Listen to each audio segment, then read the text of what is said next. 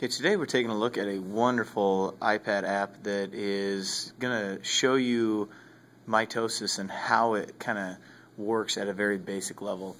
Obviously, what we're going to look at today is we're looking at the cell and we're looking at the nucleus. You have the chromatin. It is all unwound in here, and it's in that total mess where we see that.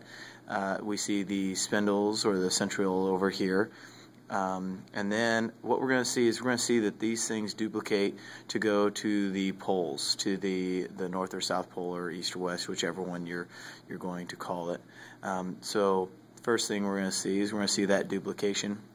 And while that takes place in interphase, we also notice that in prophase we start to see that the chromosomes, they start to wind up and they start to make copies and duplicate themselves. And as in class we showed that this over here is going to be the same as this one over here.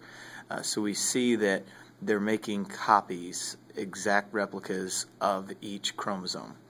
Now, we move on to, like I said, prophase. The one thing that we see in prophase is we see that the nuclear membrane starts to dissolve, it starts to go away.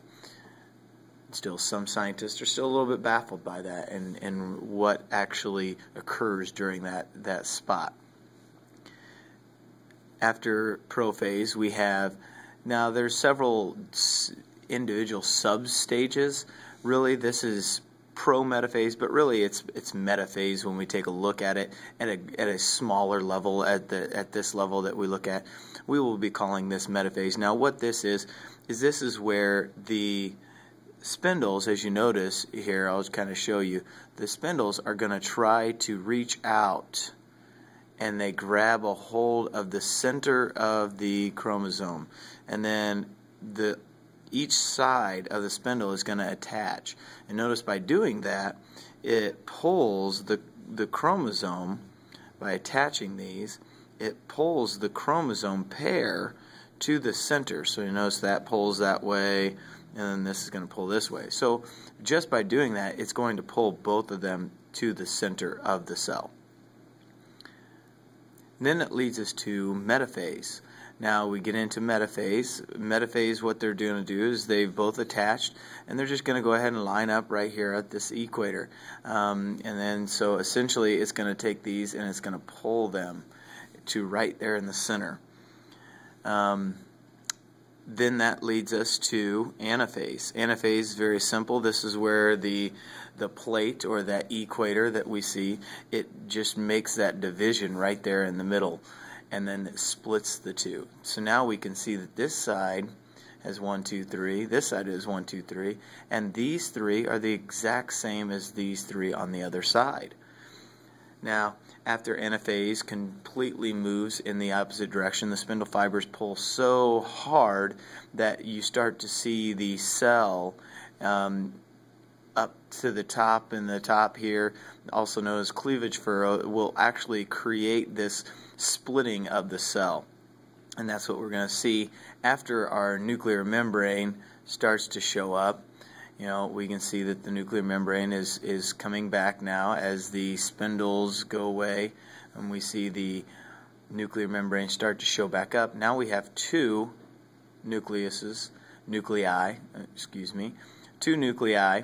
with the same chromosomes inside.